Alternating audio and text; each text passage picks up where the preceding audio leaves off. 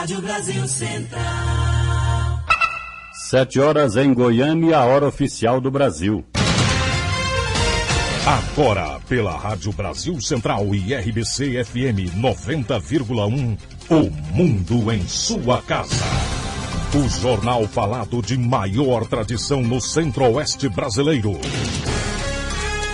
O Mundo em Sua Casa. A informação em cima do fato. Um mundo de notícias no começo do dia.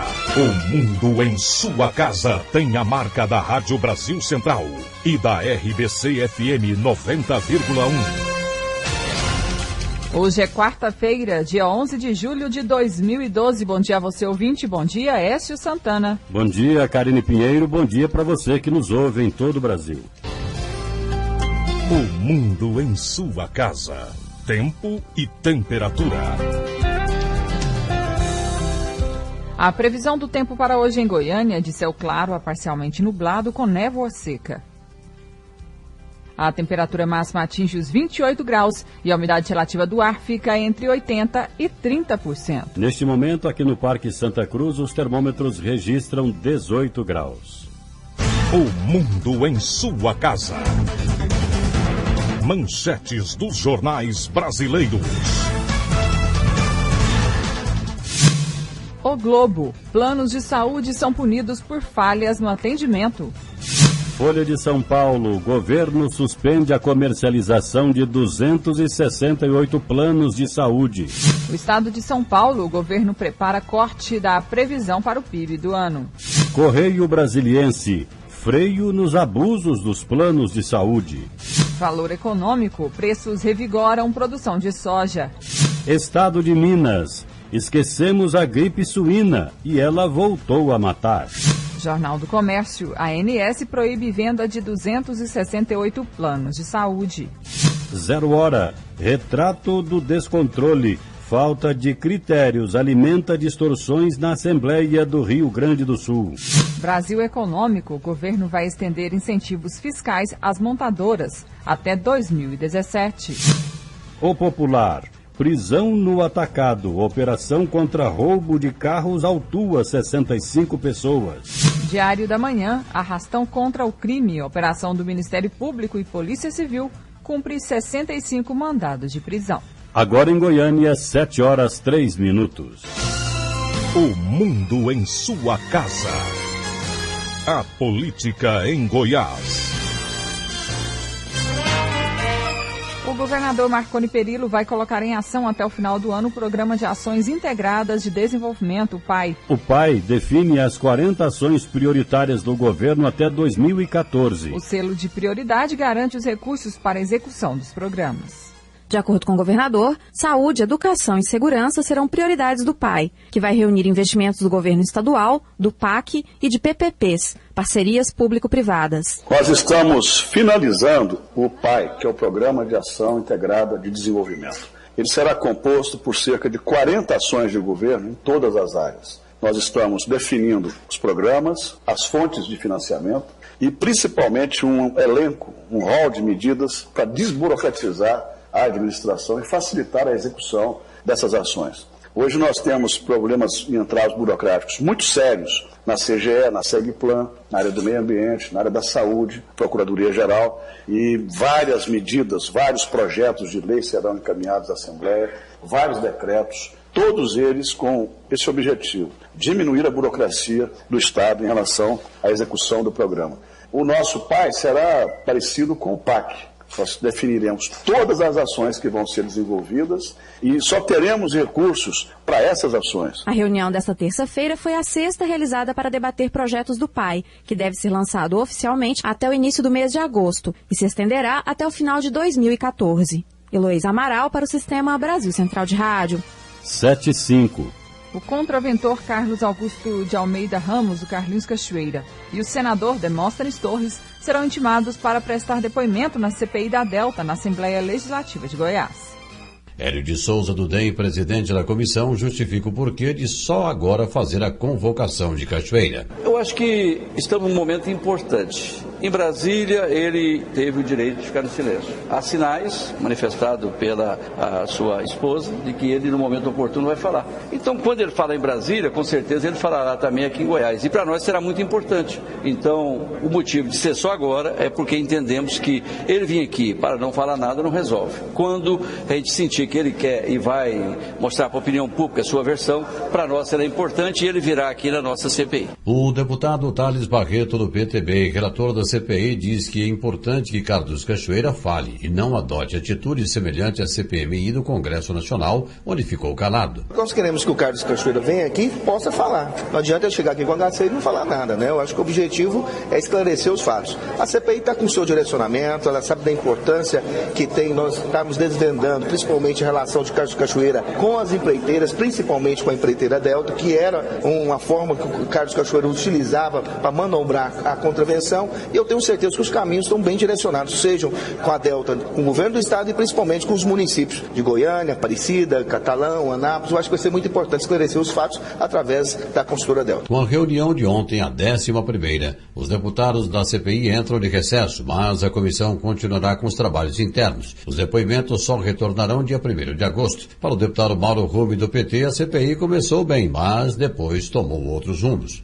Eu digo que no primeiro momento a CPI começou bem, ele tomou um caminho agora que me deixa preocupado. Espero que no retorno a vocês, a opinião pública, exigir as investigações adequadas, nós possamos melhorar o funcionamento dessa CPI. Ontem foram colhidos depoimentos de 3 delegados da Polícia Civil, dentre eles Aredes Correia, que era corregedor da Polícia Civil. Todos negaram qualquer envolvimento com o grupo de contravenção. Alguns admitiram que sabiam da existência da prática da contravenção, mas que a polícia dava prioridade ao combate a outros tipos de crime considerados mais pesados. Aredes, que teve 6 gravações de conversas com Carlos Cachoeira feitas pela PF, critica a condução do inquérito. É um inquérito que, se fosse feito por qualquer delegado de Goiás, seria mandado para o arquivo com relação à minha pessoa. Tem 6 falas, 6 interceptações, eu entendo que são indícios, com relação a isso eu tenho que entender que são reais, mas não existe a investigação, não existe a comprovação.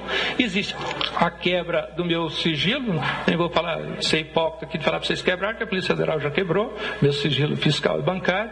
Foi feita uma busca e apreensão em nenhum desses atos, que são atos que a polícia usa num segundo momento. O primeiro é o da investigação. Para o dia de ontem estava previsto o depoimento do coronel PM Sérgio Katayama, que compareceu à CPI, mas devido ao atraso dos trabalhos e a compromissos do depoente, o depoimento foi adiado. Libório Santos, Sistema Brasil Central de Rádio. 7-8. Urnas de votação biométricas começam a ser testadas aqui em Goiânia. Durante todo o dia de ontem, 3 urnas foram testadas pelos funcionários do Ministério Público Estadual. Hoje, o teste vai ser realizado no Palácio Pedro Ludovico Teixeira. As eleições para prefeito e vereadores de Goiânia já serão feitas com a identificação da biometria, ou seja, pelo reconhecimento das impressões digitais. O Tribunal Regional Eleitoral de Goiás já iniciou o teste das urnas e, segundo o chefe da seção de sistemas eleitorais do TRE, Patrício Brandão, o resultado tem sido satisfatório. Está sendo reconhecida a digital praticamente pela primeira vez, são mais de 4 tentativas, de leitura, então está bastante satisfatório os testes. As pessoas convocadas para trabalhar nas eleições deste ano vão receber um treinamento especial. 2.900 urnas serão utilizadas em Goiânia e o TRE reserva 10% dessas urnas para substituir as que apresentarem problemas. Em cada urna serão registrados cerca de 500 eleitores. Patrício Brandão lembra que a identificação pela biometria não dispensa os eleitores de levarem um documento oficial com foto e o título de eleitor. A ideia da biometria, o investimento que está ocorrendo, é exatamente para criar um item a mais de segurança. Não é para dispensar as outras fases do processo. Então agora você, além de ser identificado com fotografia, você também vai ter que ser reconhecido pelo sistema biométrico, que é pela digital. Ainda segundo Patrício, o TRE está pronto para atender os eleitores que tiverem problemas com a identificação das digitais. Pessoas, por exemplo, que trabalham na área de cimento, nem sequer tem digital mais, E pode ocorrer também. Na verdade, você consegue fazer leitura de 4 dedos, Então, se ela machucar um dedo, faz opção por outro. Mas vamos pensar que não conseguiu reconhecer. Existe uma senha que libera o eleitor desse reconhecimento da digital. Amanhã, os funcionários do Tribunal de Justiça participam dos testes e na sexta-feira é a vez da CELG. Quando termina então o calendário de testes. Riva Cran para o Sistema Brasil Central de Rádio. Em Goiânia, 7h10. O mundo em sua casa. Política Nacional. Foi publicada no Diário Oficial a lei que amplia os casos punidos contra o crime de lavagem de dinheiro. A lei passará a valer para a ocultação de dinheiro que tem origem em qualquer atividade criminosa. Antes, ela só era aplicada para o caso de bens obtidos em alguns crimes, como o tráfico e o contrabando. A lei também deu mais poderes ao Conselho de Controle de Atividades Financeiras, o COAF, que poderá, por exemplo, monitorar transações de doleiros. O plenário do Senado vota hoje o pedido de cassação de Demóstenes Torres, acusado de usar o mandato para defender interesses do bicheiro Carlinhos Cachoeira. O rito do julgamento prevê que os relatores do caso no Conselho de Ética, Humberto Costa, e na Comissão de Constituição e Justiça, Pedro Taques, terão 10 minutos cada um para se manifestar. No final serão dados 30 minutos para a defesa e mais 30 minutos para a acusação. E em seguida a sessão será fechada para que os 80 senadores votem secretamente o futuro político de Demóstenes. Na véspera da votação de sua cassação, Demóstenes Torres fez outro discurso e disse estar mais maduro para legislar após denúncias. No 7º discurso desde a semana passada para defender a manutenção de seu mandato, o senador Demóstenes Torres disse nesta terça-feira que pretende defender propostas relacionadas à educação, à água e à democracia. Ele disse que após as denúncias sobre envolvimento com o bicheiro Carlinhos Cachoeira, que motivaram o processo por quebra de decoro, se sente mais maduro, que tem muito a contribuir e vai perseverar nos estudos. Tenho ainda muito a contribuir com essa casa e vou perseverar nos estudos e nas pesquisas para aprimorar na elaboração de proposições e relatórios. Agora, sobrevivente de uma atrocidade sem precedentes, me sinto mais maduro para legislar. Vou continuar no Senado trabalhando intensamente pela implantação do ensino em tempo integral em todas as escolas, um percentual mínimo constitucional para a educação, a defesa dos recursos hídricos e a estabilidade política e jurídica de nossa democracia. Para o advogado do parlamentar Antônio Carlos de Almeida Castro, conhecido como Cacai, ao longo de todo o processo não se conseguiu comprovar nenhuma ligação de Demóstenes com a quadrilha de Cachoeira. Eu penso que durante esse longo processo, doloroso processo, não se conseguiu comprovar absolutamente qualquer ligação real do senador com essa dita quadrilha. Na verdade, a nossa maior defesa talvez seja o trabalho que foi feito pela Polícia Federal e pelo Ministério Público, que sempre disse ao longo do inquérito que o senador não fazia parte da quadrilha. O nosso trabalho foi feito, o trabalho técnico jurídico, o senador fez o trabalho político. Agora nos resta, evidentemente, esperar com tranquilidade, com humildade, a decisão do plenário, que é uma decisão soberana, não tem que ser fundamentada. Cada senador é como se fosse uma instituição, vota única e exclusivamente de acordo com a sua consciência. Em sua fala na tribuna, o senador também defendeu sua trajetória parlamentar e reiterou que não mentiu sobre sua relação com o contraventor, que disse limitar a amizade, nem cometeu irregularidades no cargo. E o prefeito de Palmas, que esteve na CPMI do Senado, diz que não recebeu doação de Cachoeira e libera sigilos.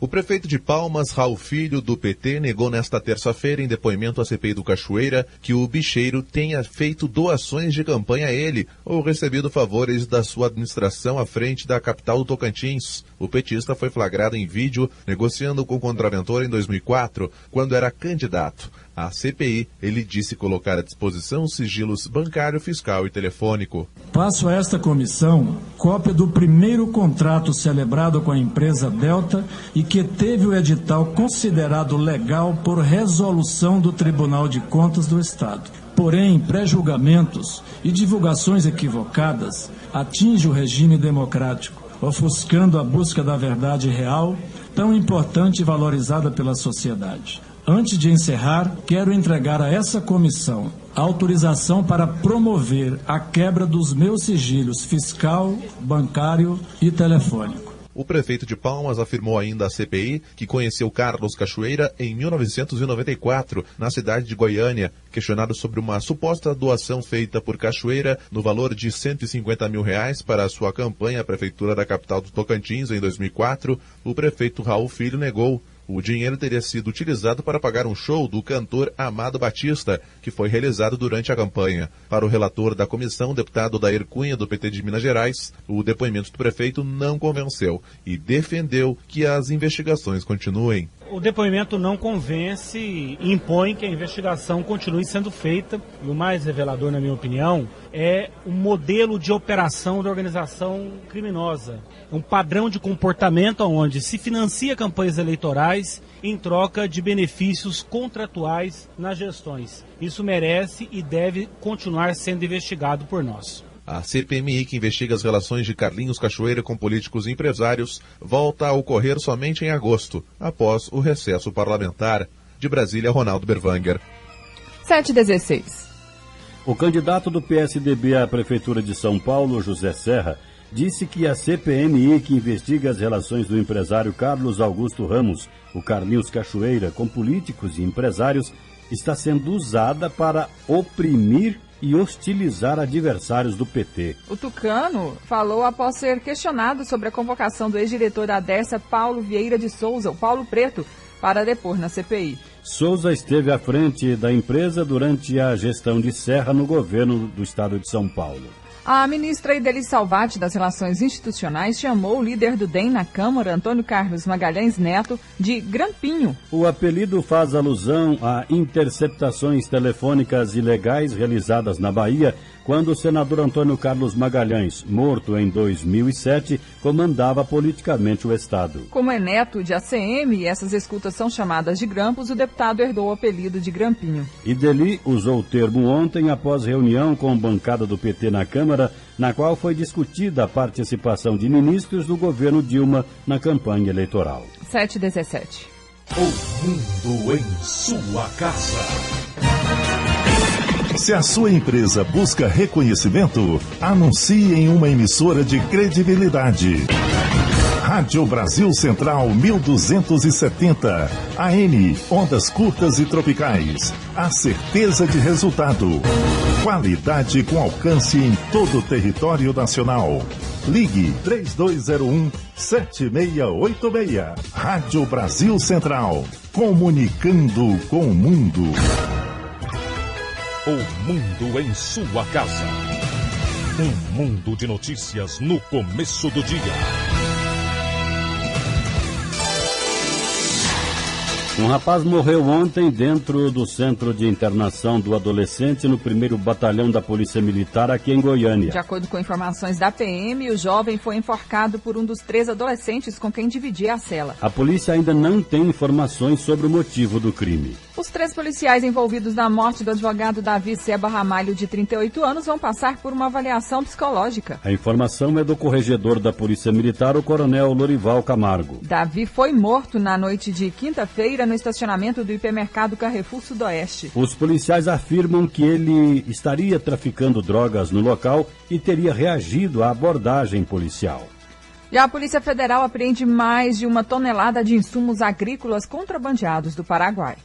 Os produtos falsificados eram vendidos em embalagens de marcas conhecidas a um custo bem abaixo do valor de mercado, possivelmente nos estados de Goiás e da Bahia. A Operação Ceres descobriu um galpão no Parque Santa Rita 5, em Goiânia, onde funcionava um laboratório de processamento que alterava a concentração química dos agrotóxicos. Além de danos ao meio ambiente, os produtos podem causar sérios problemas à saúde das pessoas, como explica o perito forense da Polícia Federal, Fabiano Afonso. A gente ainda não tem certeza se ele estava vendendo produtos em concentração muito abaixo do necessário ou muito superior.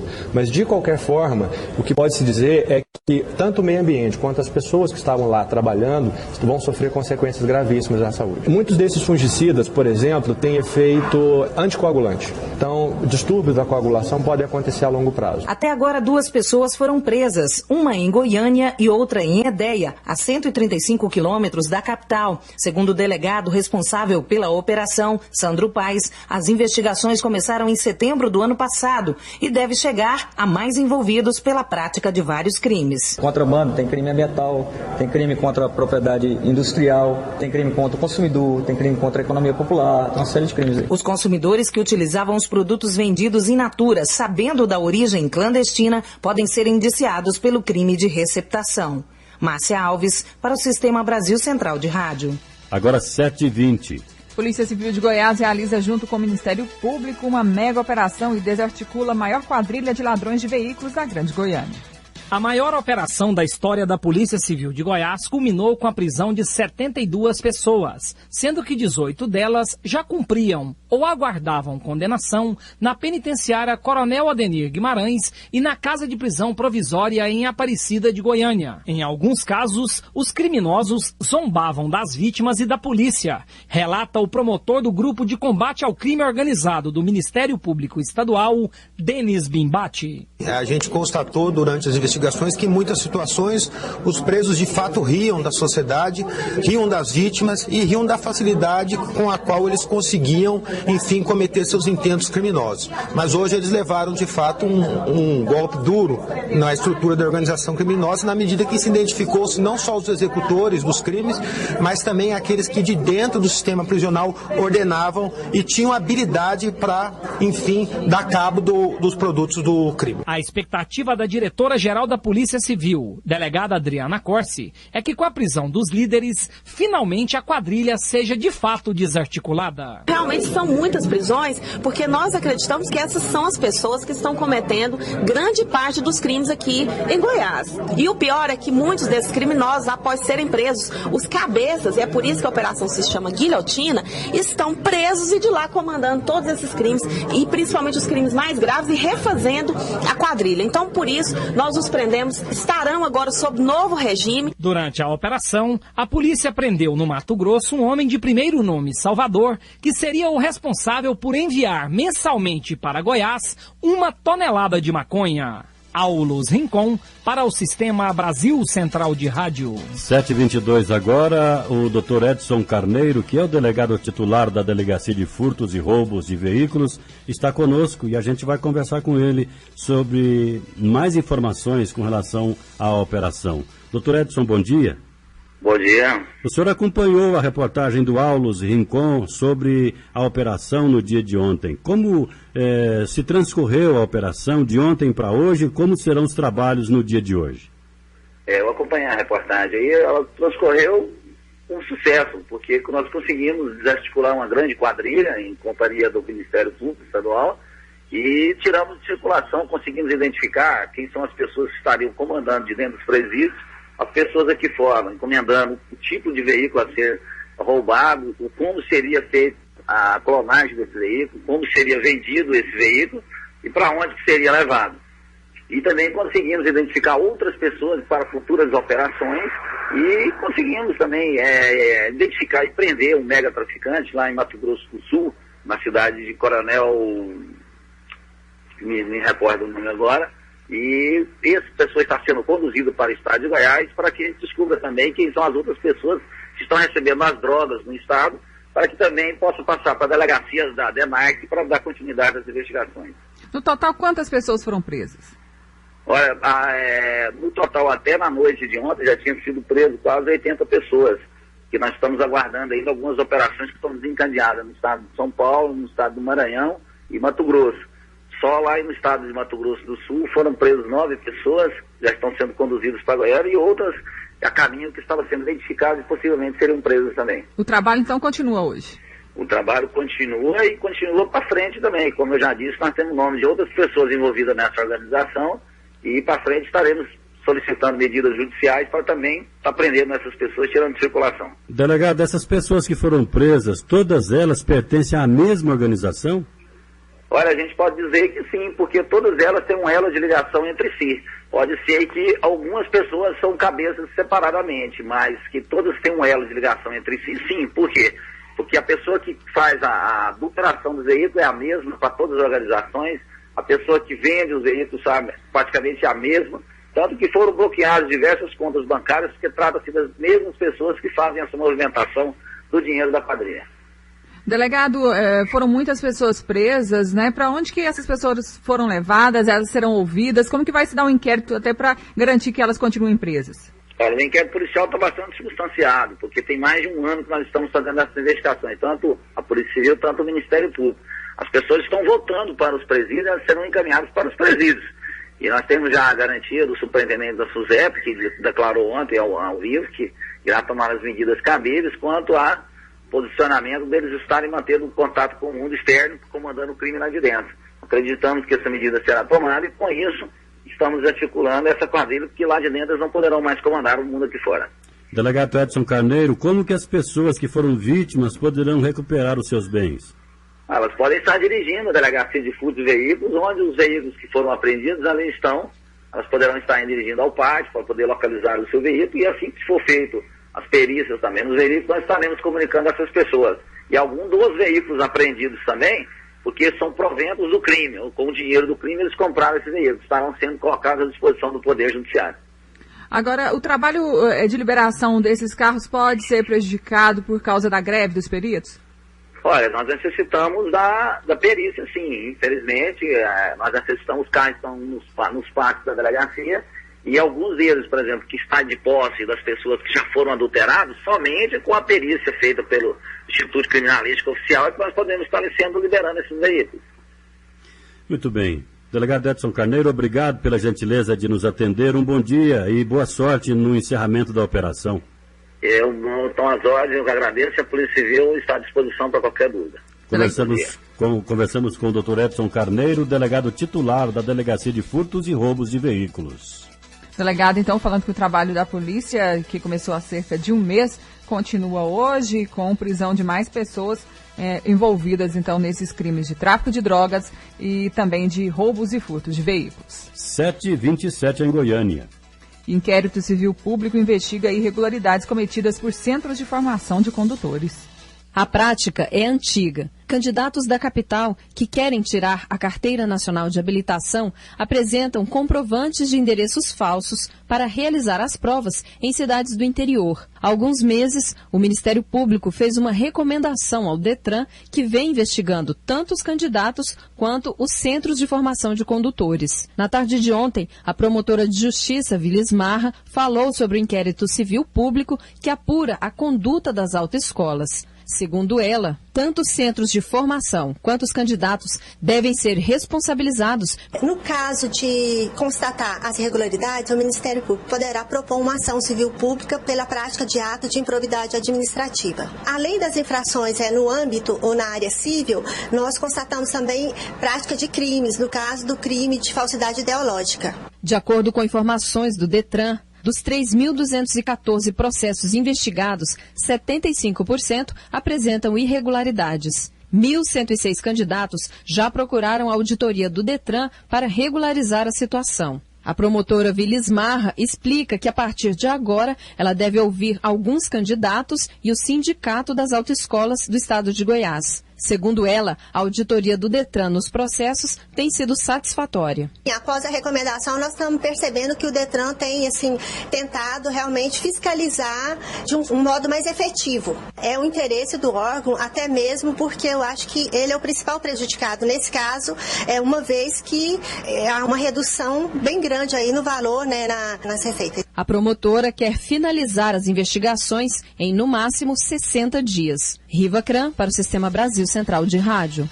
7h29. Homem acusado de se passar por delegado na região do entorno do Distrito Federal é preso em Goiânia. Daniel Silva dos Santos, 33 anos de idade, se passava por delegado nas cidades do entorno de Brasília. Usava uma carteira com a identificação policial e se aproveitava disso para aplicar golpes. O último foi a compra de um carro que não pagou. O falso delegado foi reconhecido pelos policiais militares nas ruas de Goiânia e acabou preso. Tivemos informação de 2 policiais militares que viu esse indivíduo aqui na Anhanguera e que esse indivíduo passava por policial na região do entorno de Brasília, em Brasília. E que esse indivíduo andava armado. Aí fizemos uma abordagem, ele estava com uma carteira, identificava como policial, não uma carteira funcional, só a carteira de couro. Aí indagamos mesmo sobre a procedência, por que ele usava isso aí, ele falou que passava por policial no entorno de Brasília. Aí foi constatado que esse indivíduo ele era estelionatário, usava o nome da polícia para comprar carro, diversas coisas, e dava cheque de terceiros e em seguida levadia. Foi preso em flagrante por porte ilegal de arma, além de roubo. O carro que ele estava também foi roubado no entorno. Inclusive o dono desse veículo aqui, que foi apreendido com ele aqui, veio de Brasília para cá e falou que ele deu 2 cheques E isso que já deu golpe em várias pessoas lá nessa região de Formosa, Planaltina, em torno de Brasília em geral. O acusado será encaminhado para a Justiça, que vai decidir se ele fica por aqui ou retorna para o entorno onde aplicou golpes de estelionato. Yara Galvão para o Sistema Brasil Central de Rádio. 7h31. E o Sindicato do Comércio Varejista de Goiânia quer maior rigor na punição dos pichadores da capital. A polícia sabe que por aqui existem mais de 20 mil pichadores.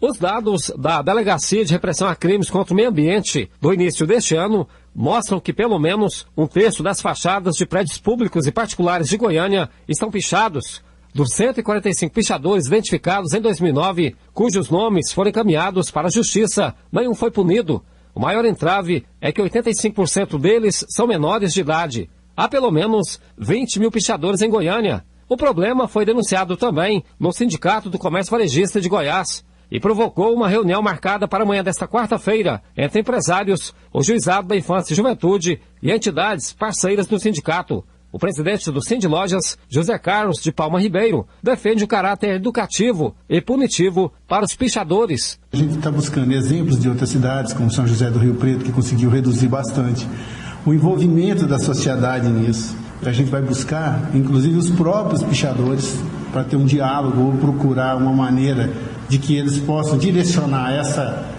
capacidade artística para o lado artístico e a coragem, às vezes, de quem não tem tanta aptidão artística, mas que quer, às vezes, de alguma maneira mostrar que é corajoso, que tem alguma coisa, a mostrar para a sociedade, que converta isso por alguma coisa útil para a cidade.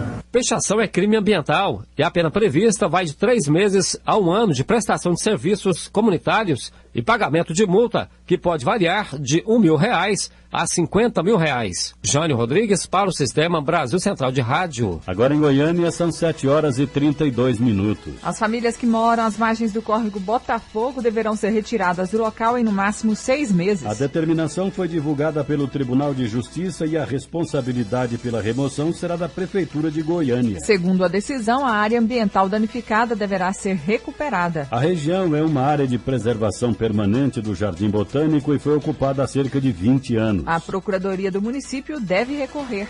A decisão pela desocupação foi proferida pelo juiz da 3ª Vara de Fazenda Pública Municipal, José Proto de Oliveira. O juiz determinou que o município deverá providenciar um novo local de moradia para as famílias, justificando que a construção de moradia digna aos cidadãos trata-se de competência comum da União, dos Estados, do Distrito Federal e dos municípios. Agora em Goiânia, 7h33. O Parque Mutirama já funciona com documentação regularizada e brinquedos revisados. Os pais que quiserem levar os filhos ao Parque Mutirama podem ir tranquilos. Os brinquedos estão em perfeito funcionamento. O Corpo de Bombeiros de Goiás recebeu os laudos técnicos da empresa contratada para a manutenção. No domingo, a montanha-russa e a roda gigante apresentaram uma falha que já foi corrigida, como afirma o Major Clayson Alencar. O brinquedo interrompeu o funcionamento e as pessoas receosas de estarem presas lá e não poder descer ligaram para o Corpo de Bombeiros. Mas essa situação é um caso isolado. Na verdade, os próprios técnicos dos equipamentos informaram que eles estão numa fase ainda de ajustes, finais. O teste que é realizado e a utilização propriamente dita, elas são diferentes. O equipamento, às vezes, ele apresenta a necessidade de alguns ajustes, é o que foi feito lá. Além dos brinquedos, os bombeiros exigiram a documentação do parque, que também foi aprovada. Segundo o Major Clayson Alencar, pequenos reparos foram solicitados, mas nada que atrapalhe o funcionamento do parque. O que existe ainda em pendência são itens relacionados ao parque como um todo, Por exemplo, uma placa de sinalização de saída, que a gente pediu para acrescentar mais algumas, reposicionar algumas luminárias de emergência, mas no que tange a utilização de brinquedo, a documentação se mostra satisfatória. A Secretaria de Esporte e Lazer informou que todas as adequações sugeridas pelo Corpo de Bombeiros estão sendo feitas e que em poucos dias o projeto será aprovado. Yara Galvão para o Sistema Brasil Central de Rádio. 7h35. O padrão VaptVupt do Detran do Estado de Goiás completa 1 ano hoje. E para comemorar a data, funcionários receberão cidadãos que buscarem atendimento na unidade com uma grande festa. Nos últimos 12 meses, só a unidade instalada na cidade de Jardim prestou mais de 450 mil atendimentos. José Taveira é o presidente do órgão e está conosco e vamos conversar sobre esse padrão de atendimento. Bom dia, José Taveira. Bom dia aos seus ouvintes. Eu estou à disposição. Presidente, qual que é o padrão de atendimento do VaptVupt do Detran? Olha, nós temos um padrão de atendimento muito veloz. Nós estamos, inclusive, trabalhando nesse primeiro ano, ao longo de todos os meses, com um índice de satisfação superior a 99%. Há momentos que ele se aproxima dos 100%, 99,67%, 68%. Já tivemos até 99,98%, de formas que o padrão de atendimento do VaptVupt do Detran chegou praticamente ao nível da perfeição, através de pesquisas que nós fazemos diariamente, de medições do índice de satisfação da população que lá atendemos. É muita gente, mas nós atendemos, conforme já dito aí por vocês, 450 mil pessoas ao longo desse primeiro ano, mas esse padrão está se mantendo. Os funcionários lotados na unidade foram muito bem treinados, são altamente comprometidos com o funcionamento do órgão, e nós temos esse VaptVupt tem nos ajudado muito nesse processo de modernização que nós estamos iniciando implantar no Detran. Presidente, o senhor se recorda qual o serviço que tinha maior dificuldade para ser prestado aí no órgão?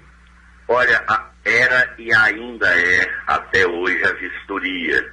Nós temos problemas muito grandes na vistoria, mas nós estamos criando um sistema de biometria, investindo muitos recursos nesses últimos meses em TI.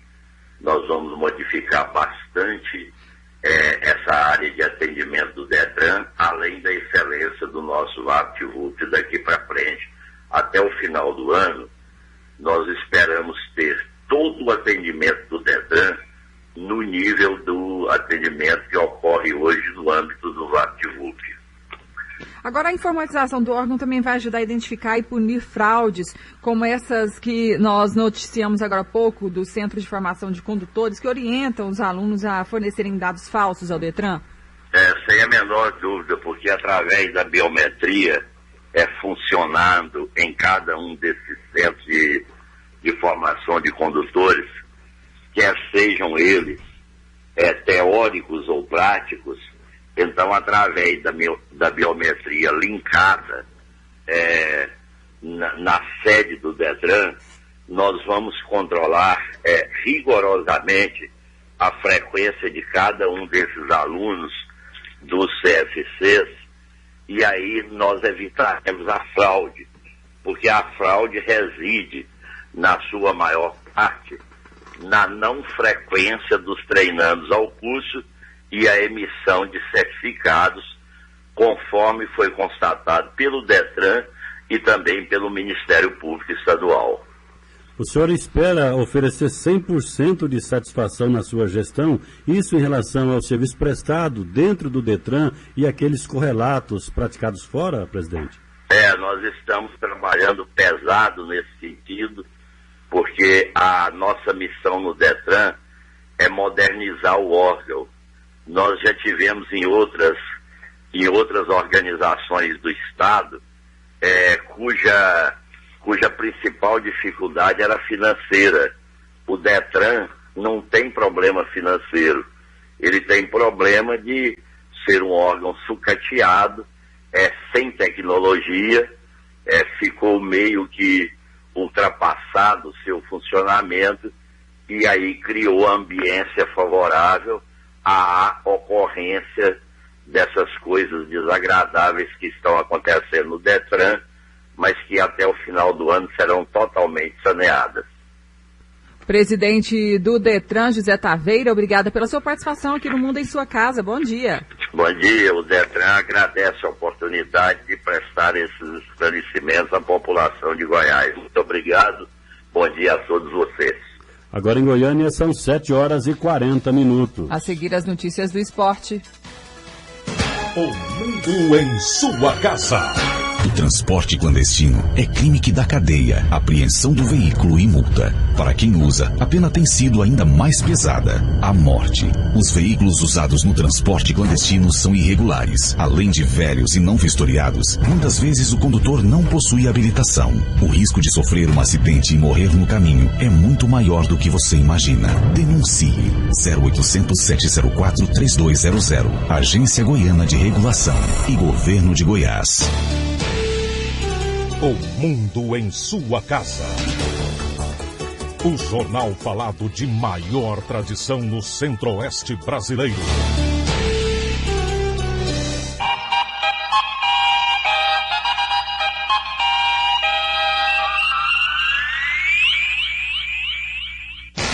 O mundo em sua casa. Esporte.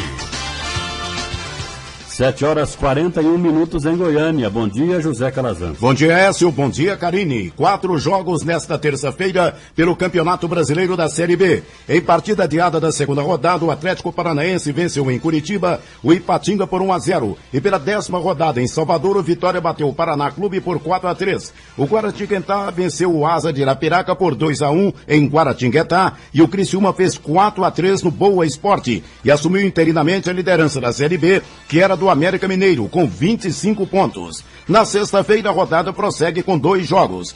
Ipatinga e Grêmio Barueri. E no Serra Dourada, com promoção dos preços dos ingressos, o Goiás recebe o América Mineiro. A diretoria do Goiás acredita que pela primeira vez na Série B do Campeonato Brasileiro conseguirá levar um público acima de 8 mil torcedores ao estádio Serra Dourada. Até agora, em 4 jogos, o melhor público foi contra o Guaratinguetá, 5.228 pagantes. O menor público do Goiás em casa na Série B foi no primeiro jogo, diante do CRB de Maceió, 3.172 pagantes. A média do Goiás de 4.620 torcedores por jogo até agora na Série B do Campeonato Brasileiro. O goleiro Arlen, recuperado de contusão, e o atacante Walter, que deve ser regularizado nesta quarta-feira, devem ser as principais novidades na escalação do Goiás para o jogo contra o líder América Mineiro, sexta-feira, 9h da noite no Serra Dourada. Ingressos R$10 arquibancada e 40 cadeira, e a diretoria mantém a promoção. Torcedores com a camisa do Goiás pagarão R$5 na arquibancada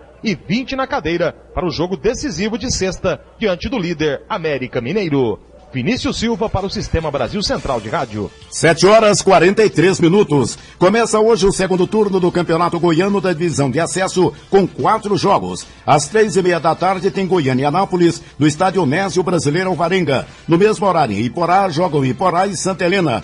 Às 19h30, Jataiense e Mineiros em Jataí. E às 20h30, no estádio Jonas Duarte, Grêmio, Anápolis e Trindade. 7h44. Demorou, mas caiu. Vila está sem técnico. Por conta de declarações polêmicas do técnico Roberto Schneider, a diretoria colorada preferiu por demiti-lo. Na verdade, o Conselho Deliberativo do Vila Nova resolveu demitir o técnico Roberto Schneider, que estava no comando do Vila desde o Campeonato Goiano. Por enquanto, para a próxima partida, Roberto Oliveira, que estava trabalhando na parte executiva das categorias de base, vai assumir o comando colorado. Vale ressaltar que Roberto Oliveira já foi treinador, inclusive do próprio Vila Nova, interinamente em outras oportunidades. O Vila, que volta a campo no próximo fim de semana, também fora de casa, assim como foi neste último em Chapecó. O Vila agora vai a Araras, onde às 13h30 da tarde enfrenta o time do Santo André pela terceira rodada da Série C do Campeonato Brasileiro. A diretoria colorada não descartou a possibilidade de Roberto Oliveira deixar de vez as categorias de base do Vila e ser efetivado como treinador do grupo profissional. Paulo Massad para o Sistema Brasil Central de Rádio. 7h45. Chegou a hora. Depois de 4 meses de competição, a Copa do Brasil conhecerá o campeão da edição 2012.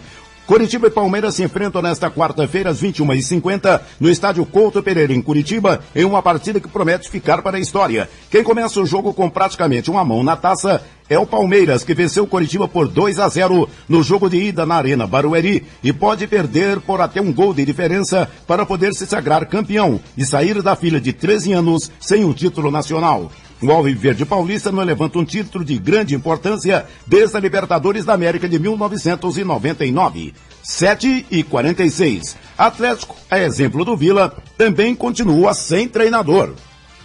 O técnico Jair Araújo comandou em 2 períodos treinamentos no Atlético para a partida de domingo contra o Vasco, 6h30 da noite, no São Januário, Rio de Janeiro. O técnico do Atlético, que assumiu após a saída de Hélio dos Anjos, não deve mudar muito no time atleticano para tentar alcançar a sua primeira vitória neste Campeonato Brasileiro. René Simões não quis aceitar nenhuma proposta do Atlético, diz concentrado no São Paulo e não vai quebrar seu contrato com o time paulista. Enquanto isso, por enquanto, o Atlético vai em busca de outros nomes para assumir o comando técnico do clube.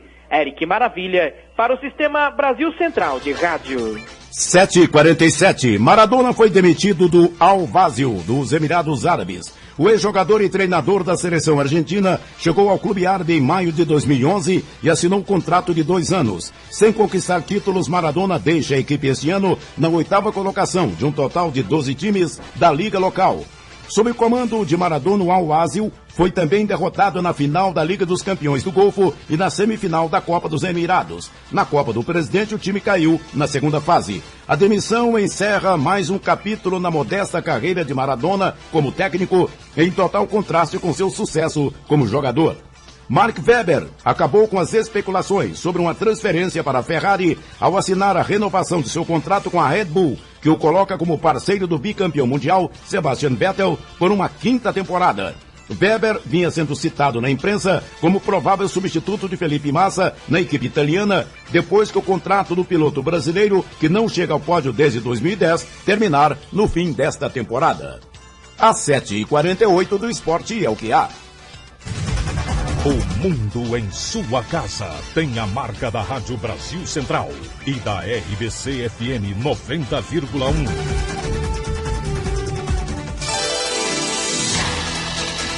Em Goiânia, 7h48. Participação ao vivo do repórter Libório Santos, bom dia. Bom dia, exatamente, como sempre fazemos o nosso balanço sobre as rodovias goianas. Últimas 24 horas, 26 acidentes, 35 feridos e 3 mortos. Os acidentes mais graves foram uma múltipla colisão na BR-060, quilômetro 14, em Alexânia, envolvendo 8 veículos, deixando um morto e 8 pessoas feridas. A vítima fatal era o motorista do caminhão Mercedes-Benz, placa GQO 7482 de Goiás, Lorival Messias Leite. Esse acidente aconteceu por volta das 6 horas da manhã. A pista ficou interditada até por volta das 9 horas e das 9 horas até as 15 horas, tráfego prejudicado no local. Outro acidente grave, capotamento na G164, quilômetro 85, em Araguapaz, uma Toyota Hilux. Motorista Ellison Faustino dos Santos fatal. Vitor Hugo Faustino Vargas dos Santos fatal. Paulo Henrique Souza Costa com lesões graves. Sônia Maria Vargas com lesões graves e Francisco Pinheiro de Oliveira também gravemente ferido. Libório Santos, Sistema Brasil Central de Rádio. O mundo em sua casa. Um mundo de notícias no começo do dia. 7h49. Termina hoje o período de matrículas para os aprovados no vestibular de meio de ano da UEG. Neste semestre foram ofertadas 460 vagas em 13 cursos disponíveis nas unidades universitárias de Anápolis, Goiânia, Ipameri, Itumbiara, Minasul e São Luís de Montes Belos. CMTC inicia a reforma no terminal Vila Brasília. Entre os usuários do terminal Vila Brasília, em Aparecida de Goiânia, as reclamações são muitas. Não tem ônibus, né? Então tem que ter mais. É muita gente, muito apertado? É muita gente, cheio demais, né? Tem que reformar, ficar mais assiado e ter mais atendimento, né? E para tentar amenizar os problemas, a Companhia Metropolitana de Transportes Coletivos começou a reforma do terminal, que deve durar 50 dias. O presidente da CMTC, José Carlos Xavier, fala das melhorias que serão feitas. Estão previstos novos banheiros, segurança, monitoração, sonorização, bicicletário, acessibilidade plena. É uma reforma que vai consumir quase R$300 mil. O terminal Vila Brasília opera 7 linhas e atende mais de 500 mil passageiros por mês. Ele deve continuar ativo por pelo menos 2 anos, até que seja implementado o corredor norte-sul. E esse terminal tem um papel importante na rede, vai tê-lo ainda durante 2 anos. com a construção do eixo norte-sul, ele será transferido para aquela área, o que não diminui a importância e a necessidade dessa reforma nesse momento. Esse é o 12º terminal reformado pela CMTC. Os próximos a sofrer intervenções serão os terminais de Trindade e Senador Canedo. Paulo Henrique Santos, para o Sistema Brasil Central de Rádio. Agora 7h51. E a AGETOP vai reformar mais de 1.100 escolas em todo o estado. A concorrência é parte da meta do Programa de Manutenção das Escolas Estaduais. De acordo com o presidente da AGETOP, Jaime Rincon, esse programa está sendo idealizado desde o ano passado. Nós desenvolvemos todos os projetos, elaboramos realmente um programa muito consistente, um programa em caráter definitivo. Publicamos na semana passada o edital de licitação, dividimos o estado em 12 regiões, e licitaremos esses 12 lotes para a manutenção de mais de 1.100 escolas. Então, nós temos agora, com esse programa, nós temos absoluta certeza de que nós, da mesma forma que estamos fazendo com as rodovias, nós vamos eliminar definitivamente a situação dos alunos chegarem para o início do seu período escolar, sem que as escolas estejam em condições de recebê-los. Jaime Rincon também pontuou que as escolas serão reformadas o mais rápido possível. Priorizar, por iniciar com as que estiverem em piores condições, mas nós vamos entrar em toda a rede escolar de Goiás. Para finalizar, o presidente da AGETOP falou sobre as rodovias goianas que estão sendo reconstruídas por meio do programa Rodovida. Ainda não estamos na situação ideal, mas se compararmos com o que nós estávamos no mesmo período do ano passado, nós já evoluímos muito. Nós temos um programa de reconstrução e manutenção de toda essa malha rodoviária que ele vai até 2014. E eu venho dizendo desde o início que a cada ano nós estaremos melhores do que estávamos no ano anterior. E é isso que efetivamente está acontecendo. As estradas estão mais seguras, estão bem mantidas, mas o que é mais principal, elas estão sendo todas reconstruídas. De uma malha pavimentada de 10 mil quilômetros, nós vamos reconstruir 6 mil. A AGETOP publicou no Diário Oficial do Estado o edital para licitação do Grupo 2 do programa Rodovida, que vai reconstruir 59 trechos num total de 2.119 quilômetros. Lorena Borges, para o Sistema Brasil Central de Rádio. 7h53. Balança comercial goiana tem superávit de 794 milhões de dólares no primeiro semestre. Com um crescimento de quase 20% em relação ao primeiro semestre do ano passado, a balança comercial de Goiás atingiu, nos 6 primeiros meses deste ano, a marca de 3 bilhões 367 milhões de dólares negociados, que resultaram em um saldo comercial positivo de 794 milhões 533 mil dólares. De acordo com o secretário de Indústria e Comércio, Alexandre Baldi, no acumulado de janeiro a junho, Goiás participou com mais de 20% do superávit brasileiro. Os números, segundo ele, traduzem as fortes políticas de investimento e competitividade adotadas pelo Estado frente ao cenário econômico nacional e internacional. Governo estuda aumentar percentual do álcool na gasolina nos postos brasileiros.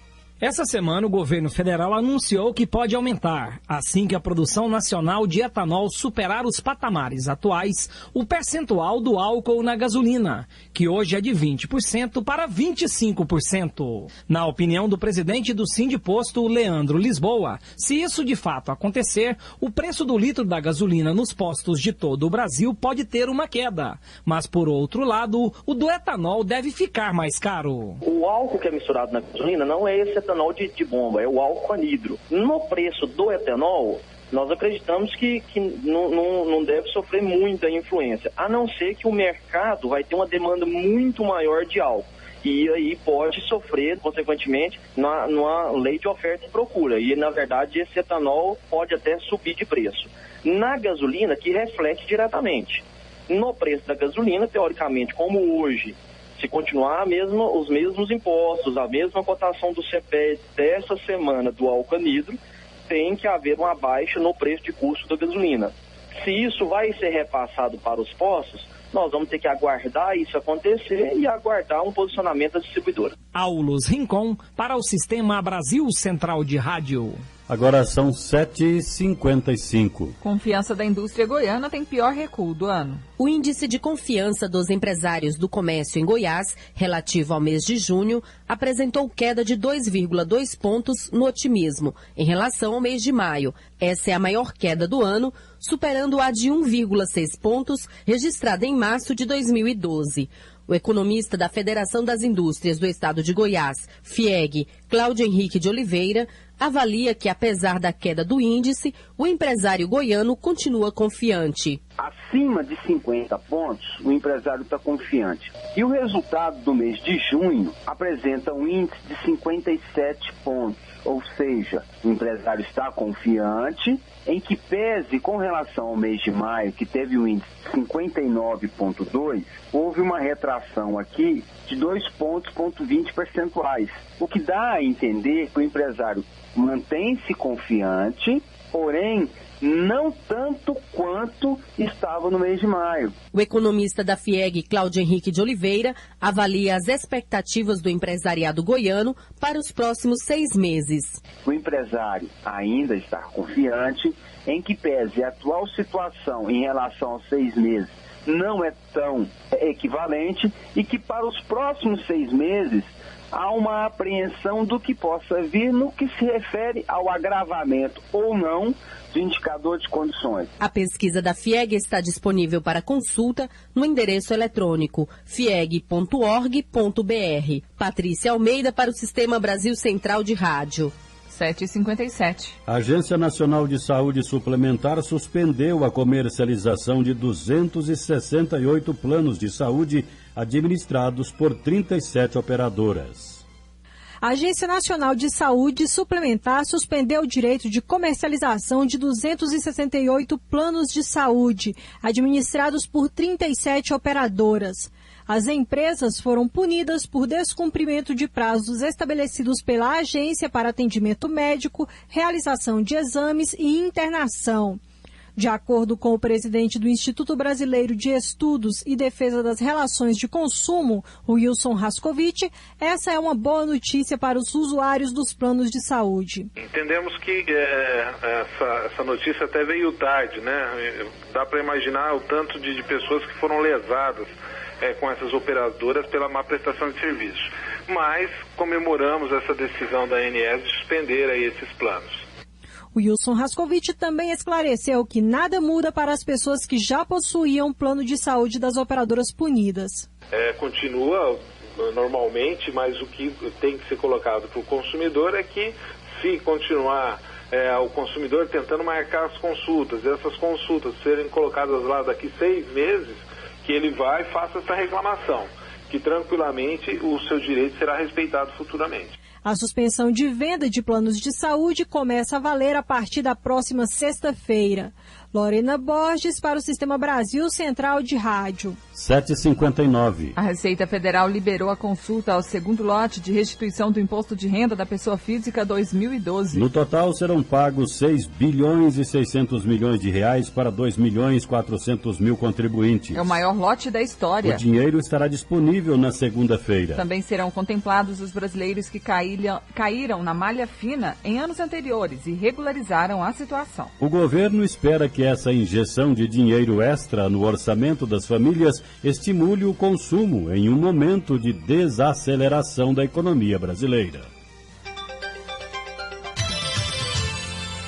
A volta do frio e o aumento do número de casos de gripe A provocaram mudanças na rotina de alguns municípios do Rio Grande do Sul. Em Cruz Alta, no noroeste gaúcho, as férias de inverno começaram ontem, uma semana antes do previsto. Mais de 17 mil alunos da rede municipal estão sem aulas.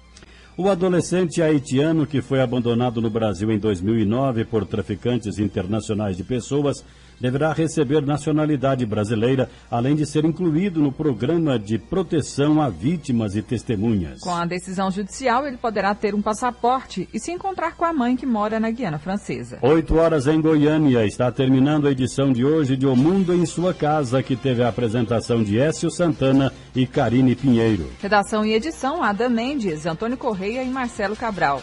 Direção de estúdio, Luzene Gomes. Chefes de reportagens, Ione Chagas e Almir Costa. Operação de áudio, Otair José. Central técnica, Frederico Pita. Gerência do Sistema de Rádio, Sueide Barbosa. Direção de Tele Rádio Difusão, Abadia Lima. O Mundo em Sua Casa volta amanhã às 7h. Bom dia, Karine. Bom dia, até amanhã.